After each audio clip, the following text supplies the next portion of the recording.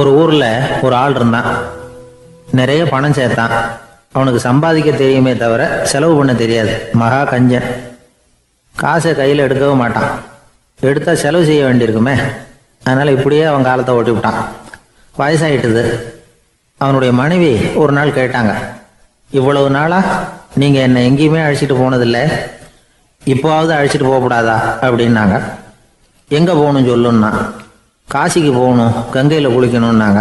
இவன் பார்த்தான், இதுக்கு ஏன் அவ்வளவு தூரம் செலவு பண்ணிட்டு போகணும், நம்ம ஊர் ஆற்றுலேயே குளிக்கலாமே, இதுவும் புண்ணிய நதி தான், இங்கே குளிச்சா அங்கே குளிச்ச பலன் கிடைச்சிரும் அப்படின்னா.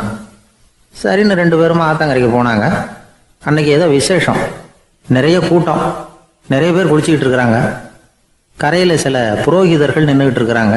குளிக்கிறதுக்கு முந்தி அவங்க கிட்ட உட்காந்தா ஏதோ மந்திரம்லாம் சொல்லுவாங்க, கொஞ்சம் காசு கொடுக்க வேண்டியிருக்கும். அதனால இவன் என்ன பண்ணான், ஆத்தங்கரையிலேயே கொஞ்சம் தூரம் போனான். ஊரை விட்டு தள்ளி வந்துட்டான். அங்கே யாருமே இல்லை. அப்பாடான்னு சந்தோஷப்பட்டான். குளிக்கலாம்னு புறப்பட்டான். இந்த நேரம் கடவுள் பார்த்தார், இந்த கஞ்சனுக்கு ஏதாவது புத்தி போகட்டணும் அப்படின்னு நினைச்சார்.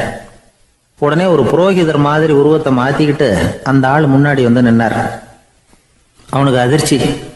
இங்க யாருமே இருக்க மாட்டாங்கன்னு நினைச்சா இங்கேயுமே ஒரு ஆள் வந்துட்டாரு, என்ன பண்றதுன்னு யோசனை பண்ணான். புரோகிதர் உருவத்தில் இருந்த கடவுள் சொன்னார், இதை பாருங்க, இன்னைக்கு விசேஷ நாள், நீராடுறதுக்கு முன்னாடி சுயகல்பம் பண்ணிக்கிறது ரொம்ப நல்லது அப்படின்னார். என்கிட்ட பணம் எதுவும் இல்லையேன்னா. பரவாயில்ல, அப்புறமா கொடுங்க, வாங்கிக்கிறேன். ஆனால் ஒன்று, எவ்வளவு கொடுப்பீங்கிறத மட்டும் இப்போவே சொல்லி கொடுங்க அப்படின்னார். இவன் ரொம்ப யோசனை பண்ணான். ஒரு 10 பைசா தரேன் அப்படின்னா. சரின்னு ஒத்துக்கிட்டு எல்லா கிரியைகளையும் அவர் செஞ்சார். அதுக்கப்புறம் கணவனும் மனைவியும் ஆற்றுல குளிச்சாங்க. அவர் போயிட்டார். கொஞ்ச நாள் கழிச்சு அவன் வீட்டுக்கு வந்தார், கடனை வசூல் பண்ணுறதுக்கு. வாசலில் நின்றுக்கிட்டு இருந்த அவன் மனைவி இவரை பார்த்ததும் தயங்க ஆரம்பித்தாங்க. அந்த அம்மா கிட்ட விஷயத்த சொன்னார். அந்த அம்மா ஓடி போய் உள்ளே இருக்கிற தன்னுடைய கணவர்கிட்ட சொன்னாங்க. அவன் யோசனை பண்ணான், இப்போ வெளியில் போனால் அவனுக்கு 10 காசு கொடுக்க வேண்டியிருக்கும், அதனால் எனக்கு காய்ச்சல்னு அந்த ஆளுகிட்ட சொல்லிவிடு, இன்னொரு சந்தர்ப்பத்தில் என்னை வந்து பார்க்க சொல்லு அப்படின்னா. அந்த அம்மா போய் சொன்னாங்க. அப்படிங்களா, அப்படின்னா அவரை நான் உடனே போய் பார்க்கணுமே அப்படின்னு உள்ளே நுழைய ஆரம்பித்தார். அவங்க மறுபடியும் இருங்க தான் வரேன்னு சொல்லிவிட்டு உள்ள ஓடி விஷயத்த சொன்னாங்க. இது ஏதுடா வம்பா போச்சு அப்படின்னு பார்த்தான். மனைவியை கிட்டத்தில் கூப்பிட்டான். இதோ பாரு, ஜன்னி கண்டு நான் இறந்து போயிட்டதா சொல்லிவிடு அப்படின்னா சொன்னாங்க. புரோகிதர் பார்த்தார். அப்படின்னா ஒரு வழியா இருந்து அவருடைய இறுதி சடங்குகளையும் நானே முடிச்சுட்டு போயிடுறேன் அப்படின்னார். உள்ள இருந்தவன் யோசனை பண்ணான், அந்த ஆள் என்ன விடமாட்டான் போல இருக்கு, அதனால ஒரு சவப்பெட்டியில் என்னை வச்சு தூக்கிக்கிட்டு மயானத்துக்கு போங்க, பார்த்துக்கலாம் அப்படின்னா. புரோகிதரும் விடுற மாதிரி இல்லை, கூடவே நடந்து போயிட்டு இருக்கிறார். அங்கே இறக்கி சடங்குகளை முடிச்சுட்டு தீ வைக்கிற நேரம் பொட்டிக்குள்ள இருந்த நம்ம ஆள் அலறி அடிச்சுட்டு வெளியில ஓடி வந்தான். புரோகிதர் உருவத்தில் இருந்த கடவுள் சிரிச்சார், தன்னுடைய சுய உருவத்தை காட்டினார். அதுக்கப்புறம் அவனை கூப்பிட்டு, இதை பாருப்பா, ஏன் இப்படி அல்லாடுற, ஏதாவது வர வேணும்னா கேள் தரேன் அப்படின்னார். அவன் யோசனை பண்ணான். பகவானே, ஒரே ஒரு வரம் தான் உங்ககிட்ட கேட்கணும்னா. என்ன வேணும் கேளுன்னார். அந்த 10 பைசா தட்சணையை தள்ளுபடி பண்ணா போதும் அப்படின்னா. கடவுளும் சரின்னு சொல்லிட்டு போயிட்டார். இப்படி ஒரு கதையை சுவாமி சிவானந்தர் சொல்லியிருக்கிறார். செல்வந்தர்கள் பல பேர் இப்படித்தான் இருக்கிறாங்க. தாங்களும் அனுபவிக்க மாட்டாங்க, அடுத்தவங்களுக்கும் கொடுக்க மாட்டாங்க. இது மாதிரியான கஞ்சர்களுக்கு இந்த உலகம் இல்லை, அந்த உலகம் இல்லைங்கிறார் அவர். இந்த கதையில கடவுள் கடன் வசூலுக்கு வந்தது மாதிரி நம்ம ஊர் ஆள் ஒருத்தன் இன்னொருத்தர்கிட்ட 10 பைசா கடன் கொடுத்துட்டான். திருப்பி வாங்கறதுக்கு நடையா நடக்கிறான். கடைசியா கேட்டான், நீ எப்பதான் கடனை திருப்பி தரப்போற, அதை முடிவா சொல்லுன்னா. வர்ற வியாழக்கிழமை கண்டிப்பா கொடுத்துருவேன் அப்படின்னானா அவன். அன்னைக்கு நான் ஊர்ல இருக்க மாட்டேனே அப்படின்னானா இவன். அதனால என்ன, நானும் தான் அன்னைக்கு ஊர்ல இருக்க மாட்டேன் அப்படின்னானா. ஒரு அரசன், அவனுக்கு வயசாயிட்டுது. அதனாலேயே இந்த கவலை பயம் எல்லாமும் அதிகமாயிட்டுது. மரண பயம், ராத்திரியில சரியா தூங்க முடியல, இப்படி ஆயிட்டுது நிலைமை. அந்த அரசன் ஏற்கனவே எப்படின்னா போர்க்களங்களில் எத்தனையோ பேரை ஓட ஓட விரட்டி இருக்கிறான். இருந்தாலும் இப்போ அந்த துணிச்சல்லாம் எங்கேயோ போயிட்டுது. பேசாமல் படுத்துருக்கிறான். அப்படியே படுத்தாலும் தான் தூக்கம் வர மாட்டேங்குது. என்ன பண்ணலாம்னு யோசித்தான் இந்த மன்னன். உடனே எல்லா அமைச்சர்களையும் கூப்பிட்டான். எனக்கு நிம்மதி இல்லை, எதை நினச்சாலும் பயமாக இருக்கு, எனக்கு ஒரு ஆலோசனை சொல்லுங்க அப்படின்னா. என்ன ஆலோசனை வேணும் அப்படின்னு சொல்லி கேட்டாங்க. எனக்கு ஒரு நெருக்கடியான சந்தர்ப்பம் ஏற்பட்டு போச்சுன்னு வச்சுக்கோங்க. அந்த நேரத்தில் நீங்கள் யாருமே என் பக்கத்தில் இல்லை ஆலோசனை சொல்கிறதுக்கு அப்படின்னா, அந்த சமயத்தில் எனக்கு உபயோகப்படுற மாதிரி ஒரு வாசகம், பொன்மொழி ஏதாவது சொல்லுங்கள். அதை நான் என்னுடைய வைர மோதிரத்துக்கு அடியில் பதிச்சு வச்சுக்கிறேன் அப்படின்னார். தேவைப்படுறப்போ உதவும் அப்படிங்கிறதுனால. அவர் போட்டிருந்த மோதிரமும் அதுக்கு தகுந்த மாதிரியே திறந்து மூடுறது மாதிரி அமைஞ்சிருந்தது. ஏதாவது வாசகம் எழுதுனா உள்ற வச்சுக்கலாம், அதுக்கான வசதி அதில் இருந்தது. அமைச்சர்கள்லாம் யோசனை பண்ணாங்க, இது மாதிரி ராஜா கேட்குறாரே என்ன வாசகம், அதாவது பொன்மொழி சொல்லலாம் அப்படின்னு எல்லாரும் யோசனை பண்ணாங்க. ஒருத்தருக்குமே சரியாக தோணலை, ஒரே குழப்பமாக இருந்தது. ஏன்னா நெருக்கடியான சமயத்தில் உபயோகப்படுறது மாதிரி ஒரு பொன்மொழி வேணும்னு சொல்லியிருக்கிறார். அப்படி இப்படி யோசித்து பார்த்தா ஒன்றுமே தோணலை. எல்லாரும் குழம்பிக்கிட்டு இருந்த நேரத்தில் ஒரு பெரியவர் அந்த பக்கமாக வந்தார். அவர் சொன்னார், நான் வேணும்னா அதுக்கு பொருத்தமாக ஒரு வாக்கியம் சொல்கிறேன், ஆனால் ஒரு நிபந்தனை. அதை யாரும் ரொம்ப ஆர்வம் காரணமாக அவசரப்பட்டு படிச்சிடக்கூடாது. அதை ரகசியமாக அந்த மோதிரத்துக்குள்ளே எழுதி வச்சுக்கணும். எப்போவாவது இக்கட்டில் மாட்டிக்கிற சமயத்தில் மட்டும் வேறு வழியே இல்லை அப்படிங்கிற நிலைமையில் மட்டும்தான் அதை திறந்து பார்க்கணும். அப்படி நீங்கள் இருக்கிறதா இருந்தால் நான் அதை சொல்கிறேன் அப்படின்னார் அந்த பெரியவர். சரின்னு ஒத்துக்கிட்டாங்க எல்லாரும். அதே மாதிரி அவர் ஒரு வாக்கியத்தை சொன்னார். அவர் சொன்ன வாக்கியத்தை ரகசியமாக மோதிரத்துக்குள்ளே பதிச்சு மூடியாச்சு. ராஜா அதை விரலில் மாட்டிக்கிட்டார். கொஞ்ச நாள் ஆச்சு. அந்த ராஜாவுக்கு ஒரு சோதனை வந்தது. என்ன சோதனைன்னா, அடுத்த நாட்டு மன்னன் படையெடுத்துக்கிட்டு வந்துட்டான். அவன் இவர்கிட்ட ஏற்கனவே தோற்று போனவன், ஒரு வெறியில் வந்திருக்கிறான். தோற்று போனவன் மறுபடியும் சண்டைக்கு வந்தால் எப்படி வருவானோ அப்படி வர்றான். ஒரு வெறியில் வந்தால் ஜெயிச்சுட்டான். என்னாச்சு, இவரோட நிலைமைன்னா நாட்டை இழந்துட்டார், எல்லாத்தையும் இழந்துட்டார். கடைசியாக ஒரு அடிபட்ட குதிரையில் ஏறி தப்பிச்சு போயிட்டார், வேறு வழி இல்லைன்னு. பின்னாடி துரத்திக்கிட்டு வராங்க. இவர் ஒரு மலை உச்சிக்கு போயிட்டார், அதுக்கும் அப்பால் போக முடியாது, ஏன்னா அந்த பக்கம் பயங்கர பள்ளம். உல்லாச பயணிகள் கண்டு கழிக்கிற இடம் அது. ஆனால் இவருக்கு அது சாவு பயணத்தின் வாசல், திரும்பவும் முடியாது. அவ்வளவு குறுகிய பாதை அது, வேற வழியே இல்லை. இந்த நேரம் சூரிய ஒளி மோதிரத்தில் பட்டு மின்னிச்சு. உடனே இவருக்கு ஞாபகம் வந்தது. மோதிரத்தை திறந்து படிக்கிறார். அதில் இருந்த வாசகம், இந்த நிலையும் மாறிவிடும், this too will pass away. அவருக்கு ஒரு தைரியம் வந்தது. பின்னாடி வந்தவங்களும் திசை மாதிரி வேற எங்கேயோ தேடி போயிட்டாங்க. அவங்க விரட்டிக்கிட்டு வரலைன்னா இவ்வளவு அழகான ஒரு இடம் இருக்கிறதே எனக்கு தெரியாமல் போயிருக்குமேன்னு நினைச்சார். இவ்வளவு அழகை ரசிக்கிறதுக்காக ஒரு நாட்டையே கூட இழக்கலாம்னு தோணுச்சு அவருக்கு. அமைதியாக அந்த அழகை ரசித்தார். எதிரிகள்லாம் எங்கேயோ போயிட்டாங்க. மன்னர் நாடு திரும்பினார். மறுபடியும் படைகளை திரட்டினார். கொஞ்ச நாளில் படை எடுத்துக்கிட்டு போனார். யாருக்கிட்ட தோற்று போனாரோ அவரையே வெற்றி கண்டு திரும்பி வர்றார். வரவேற்பு விழா பிரமாவப்படுது. ஆடல் பாடல் கோலாகலம். இதை பார்த்ததும் அந்த ராஜாவுக்கு தலைகால புரியல. நம்மளை இனிமேல் யாராலையும் ஜெயிக்க முடியாதுன்னு நினைச்சார். அகம்பாவம் லேசாக எட்டி பார்த்தது. இப்போ மறுபடியும் சூரிய ஒளிப்பட்டு மோதிரம் மின்னிச்சு. அதை திறந்து மறுபடியும் படிக்கிறார். இந்த நிலைமையும் மாறிவிடும், this too will pass away. அவ்வளவுதான். அவர் மனசு அடங்க ஆரம்பிச்சுட்டுது, ஆணவம் போயிட்டுது. இதிலேருந்து நாம் தெரிஞ்சுக்க வேண்டியது என்னென்னா, எந்த சூழ்நிலையிலையும் நாம் கவலைப்பட வேண்டியதில்லை. ஏன்னா இங்கே எதுவுமே நிரந்தரம் இல்லை. அந்த ராஜா மாதிரியே நம்ம ஆள் ஒருத்தன் ஒரு மோதிரம் போட்டிருந்தான், அதுக்குள்ளே அவன் எழுதி வச்சிருந்த வாசகம் எதுக்கும் கவலைப்படாதே அப்படிங்கிறது தான். ஒரு நாள் பயங்கரமான கவலையோடு உட்காந்துருந்தான். பக்கத்தில் இருந்தவங்க சொன்னாங்க, இது மாதிரி சந்தர்ப்பத்தில் தான் நீ உன் மோதிரத்தை திறந்து பார்க்கணும்னாங்க. இவனுக்கு கவலையோடு எரிச்சலும் சேர்ந்துக்கிட்டது. அது எப்படி முடியும், இப்போ திருட்டு போனது என்னோட அந்த மோதிரம் தானே அப்படின்னு சொல்லிவிட்டு தலையில் கை வச்சுட்டு உட்காந்துட்டான். இப்படிலாம் சொல்கிறது உண்டு.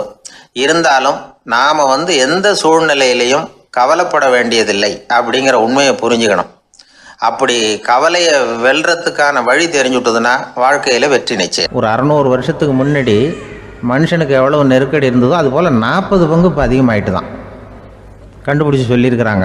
அவ்வளவு நெருக்கடிக்கு மத்தியில் நாம் வாழ்ந்துக்கிட்டு இருக்கிறோம். ஒரு 600 வருஷத்துக்கு முன்னாடி என் தலையில் 1 கிலோ வச்சுக்கிட்டு நின்னேன்னு வைங்க, இப்போ 40 கிலோ வச்சுக்கிட்டு நிற்கிறேன். அப்படி ஒவ்வொரு மனுஷனுக்கும் வாழ்க்கையில் நெருக்கடி அதிகமாக போச்சு. இந்த நெருக்கடியில் முன்னாடிலாம் யாரோ ஒருத்தர் தான் தியானம் பண்ணுவாங்க.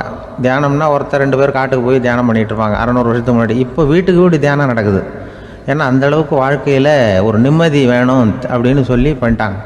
அதுக்கு தான் இயற்கை கொடுத்துருக்கிற ஒரு இயற்கையான வைத்தியம்தான் சிரிப்புங்கிறது. இதை பற்றி பெரியவங்கள்லாம் இப்போ ஆராய்ச்சி பண்ணிகிட்டு இருக்கிறாங்க.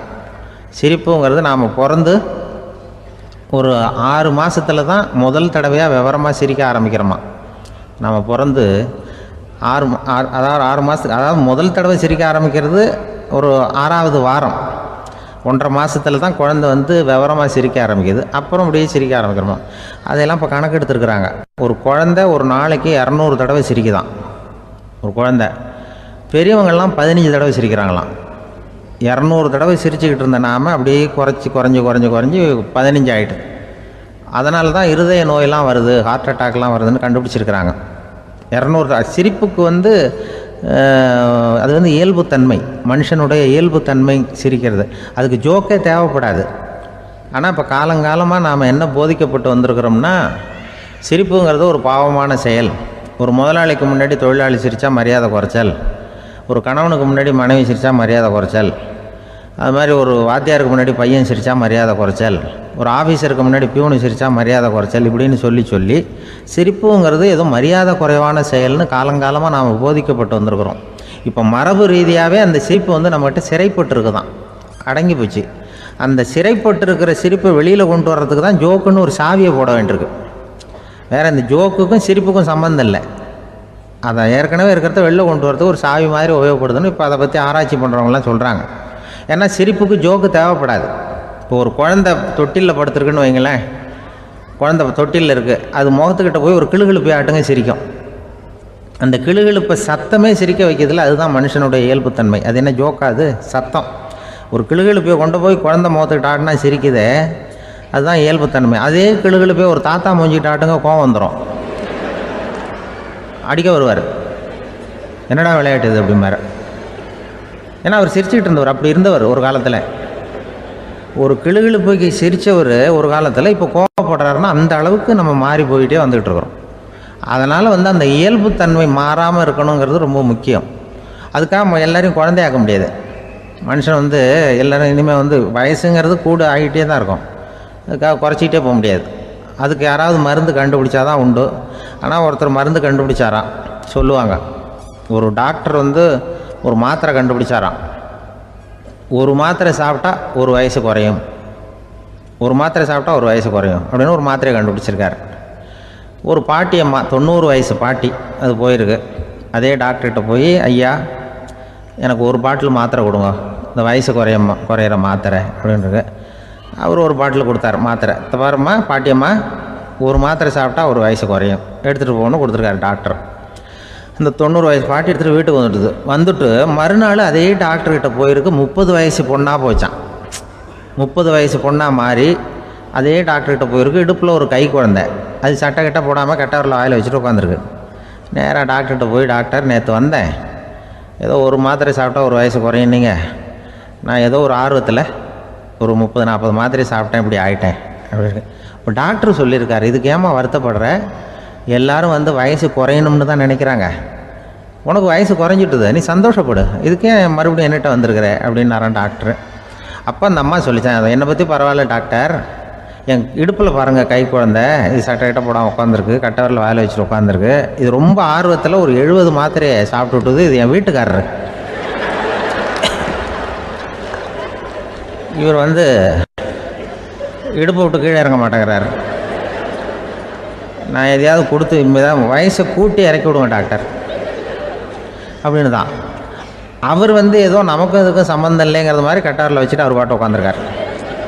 ஏதோ நமக்கு இந்த உலகமே இல்லை, நமக்கு சம்மந்தம் இல்லைங்கிற மாதிரி உட்காந்துருக்காரு. இப்படியே நான் தூக்கிட்டு எங்கே அலையிறது இது அப்படின்னு தான். அதனால் வந்து வயசை குறைக்கிறது இயற்கைக்கு விரோதமாக நாம் பண்ண முடியாது. ஆனால் இந்த இயல்புத்தன்மை மாறாமல் வச்சுக்கலாம். குழந்தை மாதிரி மாற முடியாதே தவிர அந்த குழந்தை தன்மையோடு வாழறதுக்கு கற்றுக்கணும். அதுதான் வாழ்க்கையில் இன்பமாக வாழறதுக்கு வழி. குழந்தைத்தனமாக இருக்கக்கூடாது, குழந்தை தன்மையோடு இருக்கணும்னு சொல்லுவாங்க. குழந்தை தன்மைங்கிறது வேறு, குழந்தைத்தனம்ங்கிறது வேறு. அப்படி ஒரு மாத்திரை கண்டுபிடிச்சிட்டா இப்போ யாராவது ஒருத்தவங்க இடுப்பில் குழந்தைய தூக்கிட்டு போனால் போய் கேட்கணும், ஏம்மா இது ஏன் வீட்டுக்காரரா உன் குழந்தையா அப்படின்னு கேட்டு அதுக்கப்புறம் அவருக்கு வணக்கம் சொல்லணும். இப்படிலாம் ஆகிடும் நிலைமை. இயற்கையை வந்து நம்ம மாற்ற முடியாது. அதுக்கு தகுந்தாப்புல தான் நாம் வந்து பண்ணணும். குழந்தை தன்மையோடு வாழறதுக்கு குடும்பத்தில் குழந்தை தன்மைங்கிறது எப்படின்னா, இப்போ ஒரு சில பேருக்கு அந்த குழந்தை தன்மை உண்டு. ஒரு வீட்டில் ஒரு புள்ள படுத்திருக்கு, அம்மா வந்து எழுப்புறாங்க, காலேஜுக்கு நேரமாச்சு எழுந்திரிப்பா, காலேஜுக்கு நேரமாச்சு எழுந்திரிப்பா அப்படின்ட்டு. அந்த அம்மா அந்த புள்ளை சொல்லியிருக்கு, ஐயோ எனக்கு காலேஜுக்கு போகிறதுக்கே பிடிக்கலம்மா, என்னை வந்து தொந்தரவு பண்ணாத, காலேஜுக்கு போகிறதுக்கு எனக்கு பிடிக்கல அப்படின்னு தான். அப்போ அந்த அம்மா சொல்லியிருக்கு, ஏன் உனக்கு காலேஜுக்கு போகிறதுக்கு பிடிக்கல, கல்லூரிக்கு போகிறதுக்கு, அதுக்கு 2 காரணம் சொல்லு அப்படின்னு இருக்கா. அப்போ அந்த புள்ளை சொல்லிச்சான், ஏன் பிடிக்கலன்னா, கல்லூரியில் இருக்கிற வாத்தியாருக்கும் என்ன பிடிக்க மாட்டேங்குது, ஆசிரியர்களுக்கும். 2வது காரணம், கல்லூரியில் படிக்கிற மாணவர்களுக்கும் என்ன பிடிக்கல, அதனால் நான் காலேஜுக்கு போக மாட்டேன்ற குழந்தை புள்ள சொல்லியிருக்கு. அம்மா வந்து அப்படிலாம் நீ இதுக்காக போகாமல் இருக்கக்கூடாது, நீ போய் தான் ஆகணும் அப்படின்னு பிடிவாதமாக அந்த அம்மா பிள்ளைய எழுப்புனாங்களாம். சரி, நான் எதுக்கு காலேஜ் போகணும்னு சொல்கிறேன், அதுக்கு நீ 2 காரணம் சொல்லு அப்படின்னு தான் அந்த புள்ள. அப்போ அந்த அம்மா சொன்னாங்களாம், நீ ஏன் காலேஜுக்கு போகணும்னா, முதல் காரணம் உனக்கு வயசு 52, 2வது காரணம் நீ தான் பிரின்சிபால் அப்படின்னு தான். என்ன இருந்தாலும் அவங்க அம்மாவுக்கு அது புள்ள தானே, அதுதான் குழந்தை தன்மைங்கிறது. 52 வயசுலேயும் குழந்தை தன்மையோடு இருக்கார் பாருங்கள், அதுதான் அந்த குழந்தை தன்மையோடு வாழறது தான் வெற்றிக்கு வழின்னு சொல்லுவாங்க. நம்மளை மாதிரி ஒரு ஆசாமி அவன் நம்மளை மாதிரியே கற்பனை பண்ணான். அதாவது நாம தான் இந்த உலகத்தில் ரொம்பவும் கஷ்டப்படுறோம், மற்றவங்கெல்லாம் சந்தோஷமாக இருக்கிறாங்க அப்படின்னு அவன் நினச்சிக்கிட்டான். அவன் ஒரு நாள் கடவுளை வேண்டிக்கிட்டானா, சுவாமி இந்த உலகத்தில் எவ்வளவோ பேர் இருக்கிறாங்க, ஒவ்வொருத்தருக்கும் ஒவ்வொரு விதமான கஷ்டம் இருக்கலாம், ஒத்துக்கிறேன், இருந்தாலும் எனக்கு அது கொஞ்சம் அதிகமாக இருக்கிறது மாதிரி தெரியுது, அதனால் நீங்கள் எனக்காக ஒரு சின்ன உதவி செஞ்சால் போதும். அது வந்து வேற ஒன்றும் இல்லை, என்கிட்ட இருக்கிற துயரங்களை இன்னொருத்தர் யாருக்கிட்டையாவது கொடுத்துருங்க, அவர்கிட்ட இருக்கிற துயரங்களை என்கிட்ட மாற்றி கொடுத்துருங்க, ஒரு மியூச்சுவல் டிரான்ஸ்ஃபர், அவ்வளவுதான், அப்படி பண்ணிவிட்டா போதும் அப்படின்னு வேண்டிக்கிட்டானான். அன்னைக்கு ராத்திரியே அவன் ஒரு கனவு கண்டிருக்கான். வானத்திலிருந்து ஒரு குரல் கேட்டிருக்கு. அது என்ன சொல்லிச்சு தெரியுமா? ஏ ஜனங்களே, எல்லாரும் அவங்கவுங்க கஷ்டங்களை ஒரு பையில போட்டு எடுத்துக்குங்க, அப்படி எடுத்துக்கிட்டு நேராக இந்த ஊர் எல்லையில் இருக்கிற கோயிலுக்கு வந்து சேருங்க அப்படின்னு அந்த குரல். ஆஹா, கடவுள் நம்ம பிரார்த்தனைக்கு செவி சாய்ச்சுட்டார் அப்படின்னு சந்தோஷப்பட்டான் இவன். உடனே என்ன பண்ணான், தன்கிட்ட இருந்த கஷ்டத்தையெல்லாம் ஒரு சாக்கு பையில போட்டு எடுத்துக்கிட்டான். வீட்டை விட்டு வெளியில வந்தான். தெருவில் இறங்கி நடக்கிறான். அங்க பார்த்தா ஏகப்பட்ட பேர் ஆளுக்கு ஒரு பைய தூக்கிக்கிட்டு கோயிலுக்கு போயிட்டு இருக்கிறாங்க. சில பேர் மூட்டையா கட்டி தலையில சுமந்துக்கிட்டு போயிட்டு இருக்கிறாங்க. இவன் பார்த்தான். இவனுக்கு ரொம்ப ஆச்சரியமா இருந்தது. ஏன்னா எல்லாரும் வச்சிருக்கிற பை இவன் பைய விட பெருசா இருந்தது. இவன் பை தான் இருக்கிறதுலே கொஞ்சம் சின்னதா தெரிஞ்சது. இப்ப அவன் மறுபடியும் சாமியை வேண்டிக்கிட்டான், கடவுளே இப்ப உள்ள சூழ்நிலையை கவனிச்சா என்கிட்ட இருக்கிற பைய பரவாயில்லன்னு தோணுது, அதனால வேற பை எதையும் மாற்ற வேணாம், இதுவே பரவாயில்ல, இந்த பையோட திரும்பி வீட்டுக்கு போனா போதும்னு நினைக்கிறேன் அப்படின்னு எதோ நினைக்க ஆரம்பிச்சுட்டான் அவன். எல்லாரும் கோயிலுக்கு போய் சேர்ந்தாங்க. கோயில்ல அந்த குரல் மறுபடியும் கேட்டுது. எல்லாரும் அவங்கவுங்க பைகளை சோகத்துல தொங்க விடுங்க, திடீர்னு விளக்குகள் அணையும், மணி அடிக்கப்படும், அதுதான் அடையாளம். அந்த சமயத்துல இருட்டுல உங்களுக்கு வேண்டிய பைய நீங்க வந்து மாத்தி எடுத்துக்கலாம், தேர்ந்தெடுத்துக்கலாம். வெளிச்சம் இருக்கிறப்பவே உங்களுக்கு பிடிச்ச பைக்கு பக்கமா பார்த்து நீங்க நின்றுக்கலாம் அப்படின்னு சொல்லி விவரம் சொல்லிச்சான் அந்த குரல். அப்படி சொன்னதுக்கு அப்புறம் திடீர்னு விளக்கு அணைஞ்சுது, மணி அடிச்சுது. கொஞ்ச நேரம் கழிச்சு மறுபடியும் விளக்குகள்லாம் எரிஞ்சுது. இப்போ பார்த்தா எல்லாரும் அவங்கவுங்க பையையே கெட்டியா பிடிச்சிக்கிட்டு நிக்கிறாங்க. இவனும் அப்படியே நிக்கிறான்.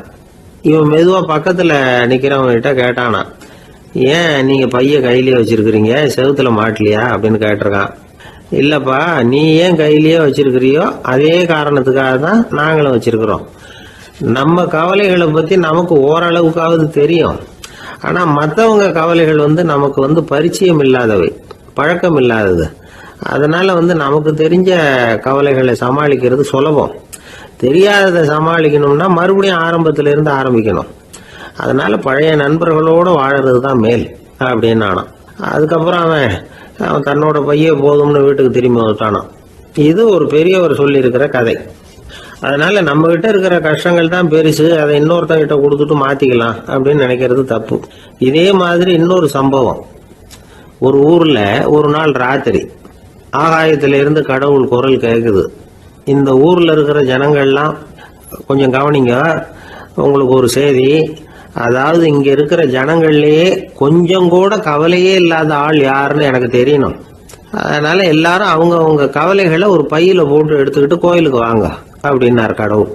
உடனே வரிசையா எல்லாரும் வர ஆரம்பிச்சாங்க. எல்லார் கையிலையும் பை இருந்தது, சின்னதும் பெருசுமா. கவலையே இல்லாத ஆள் யாருன்னு தேடினார் கடவுள். ஒரே ஒரு ஆள் மட்டும் கையில் எதுவும் இல்லாமல் வெறும் கையை வீசிக்கிட்டு ரொம்ப ஜாலியாக நடந்து வந்துக்கிட்டு இருந்தான். கடவுள் அவங்ககிட்ட போனார். ஏப்பா உனக்கு கவலையே இல்லையா அப்படின்னு கேட்டார். எனக்கும் சில கவலைகள்லாம் உண்டு அப்படின்னு அவன். எங்கே அதெல்லாம்னு கேட்டிருக்கார் கடவுள். பின்னாடி லாரியில் வந்துக்கிட்டு இருக்கு அப்படின்னு அவன். குடும்பத்தில் ஒருத்தர் அனுசரிப்பு தன்மைங்கிறது ரொம்ப அவசியம். கணவன் மனைவின்னா அனுசரித்து போகணும்னு சொல்லுவாங்க. அதாவது ஒரு கணவன் அதுக்காக தான் அந்த காலத்துலலாம் ஒரு வீட்டுக்கு வந்து மாப்பிள்ளை தேடுறதுங்கிறது ஒரு பெரிய குடும்பத்தை நிர்வகிக்கிற அளவுக்கு ஒரு கணவனாக வரக்கூடிய எப்படி இருக்கணும் அப்படின்னா, அந்த காலத்தில் புலி வேட்டைக்கு போகணும். ஒரு பொண்ணுக்கு மாப்பிள்ளை தேடுறதுன்னா நம்ம தமிழ் பழக்கம் என்னென்னா, காட்டுக்கு போய் ஒரு புலியை வேட்டையாடிட்டு வரணும். அந்த புலி பல்லு அல்லது நகத்தை கொண்டுட்டு வரணும் அந்த இளைஞன். அதை வந்து வீட்டில் கொடுப்பான். அதை தான் கட்டி அதை வந்து இதாக கட்டுவாங்க, மாலையாக போடுவாங்க, தாலியாக கட்டுவாங்க.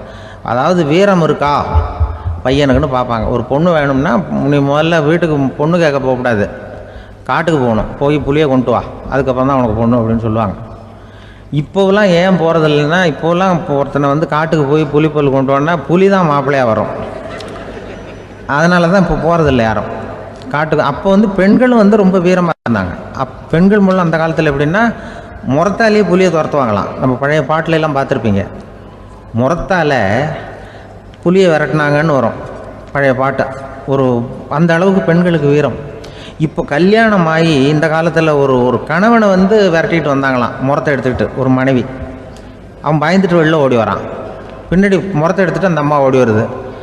இவனை தனியாக பிடிச்சி கொண்டு போய், என்னப்பா இந்த மனைவிட்டு இப்படி பயந்து ஓடி வரையே, முறத்தால் துரத்துறா இப்படி வரையே அப்படின்னு தான் அவன் அப்படியே தடுமாறிக்கிட்டு, அதெல்லாம் ஒன்றும் இல்லை, அவன் என்னை புலியாக நினைக்கிறா அப்படின்னு ஒரு பெருமையாக சொல்லிட்டானா. அந்த காலத்தில் புலியை தான் முறத்தால் விரட்டினாங்க, இப்போ புருஷனை விரட்டுறாங்க அப்படின்னு சொல்லி. அப்படி அந்த காலத்தில் வந்து கணவனுக்கு ஒரு குடும்பத்தை நிர்வகிக்கிற திறமை இருக்கா, உடல் வலிமை தான் முக்கியம். இப்போ கூட மதுரை பக்கத்தில் ஐயாவுக்கு தெரியும், அந்த இளவட்டக்கல்லுன்னு ஒரு ஊர் எல்லையில் கிடக்கும். ஊர் எல்லையில் ஒரு பெரிய கல் கிடக்கும். அந்த ஊருக்கு பொண்ணு கேட்க போகிறவங்க அந்த கல்லை தலைக்கு மேலே தூக்கி காட்டணும். அப்படியே தூக்கி தலைக்கு மேலே வசதி கீழே போடணும். அந்த வலு இருந்தால் தான் நீங்கள் அந்த ஊருக்குள்ளேயே போகலாம், பொண்ணு கேட்குறதுக்கு போகலாம். இல்லைன்னா நீ திரும்பி போக வேண்டியதான். அந்த வலிமை இருக்கா மாப்பிள்ளைன்னு பார்க்குறாங்க. இளவட்டக்கல்லுன்னு பேர். அப்போ என்ன பண்ணாங்கன்னா, ஒரு 1000 வருஷத்துக்கு முன்னாடி அந்த கல்லை தலைக்கு மேலே தூக்கி கீழே போடுவாங்களாம். ஒரு 500 வருஷத்துக்கு முன்னாடி அப்படி கொஞ்சம் தூரம் இடுப்பு அளவுக்கு தூக்கி கீழே போட்டுக்கிட்டு இருந்துருக்குறாங்க. அதுக்கப்புறம் ஒரு 100 வருஷத்துக்கு முன்னாடியெல்லாம் அப்படி முழங்கால அளவுக்கு அப்படி தூக்கி போட்டால் போகிறோம்னு வச்சுருந்தாங்களாம். இப்போ நான் அந்த ஊருக்கு என் கூட பழனிசாமின்னு ஒருத்தர் இருக்கார். அவர் போய், உனக்கு எப்படிப்பா இந்த ஊரில் கல்யாணம் ஆச்சு அப்படின்னா, இப்போலாம் நாங்கள் தொட்டு கும்பிட்டா போகிறோம், அதை அசைக்கிறது கூட இல்லை. அப்படி ஆகிட்டுது. ஒரு குடும்பத்தை கணவனாக வரப்போகிறவனுக்கான தகுதி அந்த காலத்தில் அப்படி இருந்துதான். அப்படி வந்து கணவன் வந்து தேர்ந்தெடுக்கிறது, குடும்ப தலைவனை தேர்ந்தெடுக்கிறது ஒரு பெரிய காரியம். ஒரு பெரிய செல்வந்தர் போட்டி வச்சாராம். ஒரு நீச்சல் குளம், அதில் யார் வேணாலும் குதித்து அந்த பக்கம் போய் கரையேறலாம். அந்த நீச்சல் குளத்தில் விஷப்பாம்புலாம் கிடக்கு. யார் துணிஞ்சி அந்த விஷப்பாம்பு இருக்கிற குளத்தில் குதித்து அந்த பக்கம் போய் கரையேறானோ அவனுக்கு ஒரு 100 ஏக்கர் நிலம் கொடுப்பேன். அது வேண்டான்னா ஒரு 1000 ஆடு கொடுப்பேன். அதுவும் வேண்டான்னா என் பொண்ணை கொடுப்பேன் அப்படின்னு போட்டி வச்சார். அதான் மாப்பிள்ளையை தேர்ந்தெடுக்கிறதுக்கு அவர் ஒரு வழி, நீச்சல் குளத்தில் குதிச்சு கரையேறணும். இப்போ அந்த ஊரில் இருக்கிற இளைஞர்கள்லாம் வந்து பார்க்குறாங்க அந்த குளத்தில் குதிக்கணும்னு. ஆனால் குளத்தில் ஒரு விஷப்பாம்புலாம் கிடக்கு. இது என்ன பண்ணுறதுன்னு பார்த்தா யாருமே குதிக்கிறதுக்கு தைரியம் வரல. திடீர்னு ஒருத்தன் துணிஞ்சு குதித்தான். படப்படப்படன்னு அடிச்சுட்டு போய் அந்த பக்கம் கரையேறிட்டான். கரையேறின உடனே பரவாயில்லையே ஒரு ஆள் வந்துட்டான்னு சொல்லி அவனை அந்த இளைஞனை போய் பிடிச்சிட்டு வந்தாங்க. அந்த பெரியவர் கேட்டார், ஏப்பா இவ்வளவு பெரிய விஷப்பாம்பெல்லாம் கிடக்கிற நீச்சல் குளத்தில் நீ துணிஞ்சு குதித்து கரையேறி இருக்கிற, உனக்கு என்ன 1000 ஏக்கர் நிலம் கொடுத்துருவா, 100 ஏக்கர் நிலம் கொடுக்கவா சொல்கிறப்படி அப்படின்னா, வேண்டாம் சார்ன்றான். ஓஹோ அப்படின்னா ஒரு 1000 ஆடு வேணுமா உனக்கு அப்படின்னா, அதுவும் வேண்டாம் சார். ஓ அப்படின்னா என் பொண்ணு வேணுமா அப்படின்னா, அதுவும் வேண்டாம் சாருங்கிறான். அப்புறம் எதுக்குடா குதிச்சு என்ன உனக்கு என்ன தான் வேணும் அப்படின்னு கேட்டிருக்காரு. என்னை எவன் பிடிச்சி தள்ளி விட்டவன்னு தெரியணும் அப்படின்ட்டுருக்கான். அதுக்காக அவன் பார்த்துருக்கான். அப்படி இருந்தால் தான் துணிச்சல் வரும் இந்த காலத்தில். எதுக்கு இவ்வளவு சங்கடம்லாம் வச்சாங்கன்னா, ஒரு குடும்பத்துக்கு தலைவராக வர வேண்டிய ஒரு ஆள், கணவனாக இருக்க வேண்டியவனுக்கு துணிச்சல் இருக்கா, தைரியம் இருக்கா அப்படிங்கிறது பார்க்கறதுக்காக இப்படிப்பட்ட தேர்வு முறைகள்லாம் வச்சுருந்தாங்க அந்த காலத்துலலாம். இப்போலாம் கல்யாணம் பண்ணுறது ஆளுக்கு நேரில் பார்க்காமலே கூட கல்யாணம் நடக்குது இன்டர்நெட்டில். இப்போ சர்டிஃபிகேட் கேட்குறாங்க, நோய் நொடி இல்லாமல் இருக்காரா பார். காட்டுக்கெலாம் போக வேண்டாம், நேராக ஆஸ்பத்திரிக்கு போய் ஒரு சர்டிஃபிகேட் வாங்கிட்டு வா, உனக்கு ஒன்றும் வியாதி இல்லைன்னு ப்ரூவ் பண்ணு, அதுக்கப்புறம் பார்த்துக்கலாம், மற்றதை பேசுவோம் அப்படின்னு சொல்லி அப்படி இருக்குது நிலைமை. அதனால் குடும்பத்தில் அந்த கணவனாக இருக்கிற வேண்டியவனுக்கு பொறுப்பு அதிகம். ஏன்னா எல்லாத்தையும் அனுசரித்து போக வேண்டியதாக வந்தான். இந்த உலகத்தில் எத்தனை வகையான மனிதர்கள் இருக்கிறாங்க, ஒவ்வொரு மனிதனுமே ஒவ்வொரு வகை அப்படிங்கிறாங்க விஞ்ஞானிகள். மனிதர்களை 3 வகையாக பிரிக்கலாம் அப்படின்னு சொல்கிறாங்க மெய்ஞானிகள். இவங்களை பற்றிலாம் ஏற்கனவே நாம் பேசியிருக்கிறோம். இப்போ டாக்டர் எட்வர்டு பேட்ச் அப்படிங்கிற நிபுணர் என்ன சொல்கிறார் தெரியுமா? மனிதர்களை 7 வகையாக பிரிக்கலாம்ங்கிறார். மனிதர்களின் மனநிலை அடிப்படையில் அவங்கள 7 விதமாக வகைப்படுத்துகிறார் அவர். சரி, அது என்ன 7 வகை? முதல் வகை என்னன்னா, பயந்த குணம் உள்ளவங்க. சார் ரொம்ப பயந்த சுபாவம், வீட்டில் கூட வாயே திறக்க மாட்டார், சாப்பிட போகிறப்ப மட்டும்தான் கொஞ்சம் வாயை திறப்பார், அப்புறம் மூடிக்குவார் அப்படின்னு சில பேரை பற்றி நாம் பேசிக்கிறது உண்டு. இவங்கெல்லாம் இந்த வகை, அதாவது பயந்த குணம் உள்ளவர்கள் அப்படிங்கிற முதல் வகை. சரி, 2வது வகை என்னன்னா, சஞ்சலப்படுகிறவர்கள், எதுக்கு எடுத்தாலும் கலக்கம், குழப்பம், இப்படியே காலம் தள்ளிட்டு இருப்பாங்க. பல பேர் பார்த்துருப்பீங்க. அவங்கெல்லாம் இந்த வகை. 3வது வகை என்னன்னா, யதார்த்த உலகை மறந்து கற்பனை உலகத்திலேயே மிதக்கிறவங்க. இளைஞர்கள், கவிஞர்கள், இப்படி பல பேர் இருக்கிறாங்க. எப்போ பார்த்தாலும் கற்பனை உலகத்திலேயே மிதந்துக்கிட்டு இருப்பாங்க. கிட்டத்தில் போய் என்னங்க ஒரு மாதிரியாக இருக்கிறீங்க அப்படின்னு கேட்டு பாருங்க, அவங்களெல்லாம் ஏதோ ஒரு அற்ப புழுவை பார்க்கறது மாதிரி அவங்கள பார்ப்பாங்க. அதுவும் அந்த வானத்து நிலாவை பாருங்கள், அது என்னை வா வான்னு கூப்பிடுது, எனக்கு சீக்கிரத்தில் ஒரு நாள் சிறகுகள் முளைக்கும், சிறகடித்து வானத்தில் பறந்து போவேன், அந்த செல்ல நிலாவை கொஞ்சிவிட்டு வருவேன், இப்படிலாம் பேசிகிட்டு இருப்பாங்க. கொஞ்சிறது அப்புறம் இருக்கட்டும், இப்போ கஞ்சிக்கு வழியே பாருப்பா அப்படின்னா அதை காதில் வாங்க மாட்டாங்க. நாம் ஏதோ இந்த உலகத்தை அனுபவிக்க தெரியாதவர்கள் மாதிரி நம்மளை அவங்க கவனிப்பாங்க. இப்படி ஒரு ரகம். 4வது வகை மனிதர்கள் எப்படின்னா, இவங்க தனிமை உணர்வு மிக்கவர்கள். இவங்க மற்றவங்களோட இயல்பாக நெருங்கி பழகிறதில்ல, தான் உண்டு தன்னுடைய வேலை உண்டுன்னு இருந்துட்டு போகிறவங்க. அடுத்த வீட்டில் இருக்கிறவர் யார் அப்படின்னு கேட்டால் கூட அடுத்த வீடுன்னு ஒன்று இருக்கா அப்படிங்கிறது மாதிரி நம்ம முகத்தை பார்ப்பாங்க. அவங்ககிட்ட மேற்கொண்டு நாம் என்னத்தை பேச முடியும்? இப்படி ஒரு வகை. 5வது வகை மனிதர்கள் எப்படின்னா, இவங்க மற்றவங்க செல்வாக்குக்கு உட்பட மறுப்பவர்கள். அடுத்தவங்களோட செல்வாக்குக்கு இவங்க ஆட்படுறதில்ல. நான் யார் தெரியுமான்னு கேட்டால் அதை தெரிஞ்சுட்டு எனக்கு என்ன ஆக போகுதும்பாங்க. இவங்கெல்லாம் அந்த ரகம். 6வது வகை மனிதர்கள் எப்பவும் எதுலேயும் பற்று இல்லாமல் இருக்கிறவங்க. இது ஒரு துறவு மனப்பான்மை. இயல்பாகவே சில பேர் இப்படி உண்டு, அவங்களுக்கு எதுலேயும் ஒரு ஈடுபாடு இருக்காது. அப்படிப்பட்டவங்கெல்லாம் 6வது வகை. 7வது வகை மனிதர்கள் மற்றவங்க கவலையை தன்னுடையதாக ஆக்கிக்கிட்டு கவலைப்படுறவங்க. இவங்கெல்லாம் மகாத்மாக்கள். தாம் வேறு அடுத்தவங்க வேறு அப்படிங்கிற எண்ணம் இவங்களுக்கு வர்றதில்லை. அதனால் அடுத்தவங்களுக்கு ஒரு துன்பம் வந்ததுன்னா இவங்களால சும்மா இருக்க முடியறதில்ல. ஆகக்கூடி இப்படி 7 விதமான மனிதர்களை அடையாளம் காட்டுறார் அந்த நிபுணர். இதில் நாம் எந்த வகையில் வர்றோம் அப்படிங்கிறத நாம் தான் அடையாளம் கண்டுபிடிக்கணும். எனக்கு தெரிஞ்ச ஒரு மனிதர் உண்டு. அவர் ஒரு வித்தியாசமான வகை. எதையும் நடைமுறை சாத்தியமாக சிந்திக்கிறவர். எப்பவும் அடுத்தவங்களும் நல்லா இருக்கணும், நாமும் நல்லா இருக்கணும் அப்படின்னு ஆசைப்படுறவர். அவருக்கு ஒரு சமயம் திடீர்னு உடம்பு சுகம் இல்லாமல் போயிட்டுது. டாக்டர்கிட்ட போனார், பணம் கொடுத்தார், வைத்தியம் பார்த்துக்கிட்டார். அவர் எழுதி கொடுத்த மருந்து சீட்டை வாங்கினார். ஒரு மருந்து கடைக்கு போனார், பணம் கொடுத்தார், மருந்து வாங்கினார். அதை எடுத்துகிட்டு வீட்டுக்கு வந்தார். அதுக்கப்புறம் அந்த மருந்து அவர் சாப்பிடணும்ல, சாப்பிடவே இல்லை, அப்படியே சும்மா வச்சுட்டார்.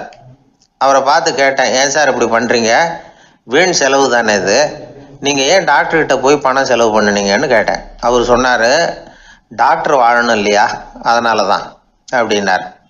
சரி, அப்புறம் ஏன் மருந்து வாங்கினீங்க அப்படின்னு கேட்டேன். மருந்து கடைக்காரர் வாழணும் இல்லையா, அதனால தான் அப்படின்னார். சரி, அப்புறம் ஏன் வாங்கின மருந்து சாப்பிடாம வச்சுட்டீங்க அப்படின்னதுக்கு, நான் வாழணும் இல்லையா அதனால தான் அப்படின்னார். இவர் வாழ்க்கையை புரிஞ்சுக்கிட்டவர். இப்படி வாழ்க்கையை புரிந்து கொண்டு வாழ தெரிஞ்சுக்கணும். எந்த